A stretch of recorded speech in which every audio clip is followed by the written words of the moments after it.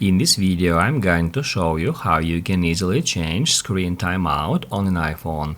Be sure to watch the video to the very end so you don't make any mistakes. Let's get started, guys, and first off we need to head over to Settings. Then just scroll down a bit until you find Display and Brightness. To continue, we need to tap on it. And here, if we scroll down a little bit more, we'll find Auto Lock feature here. To continue, we need to get into it. And that's where we can configure the amount of time your iPhone is going to wait until it turns off automatically. We can select any time from 30 seconds up to 5 minutes here. We can select any of these options, and also we can select never if we don't want our iPhone to turn off automatically.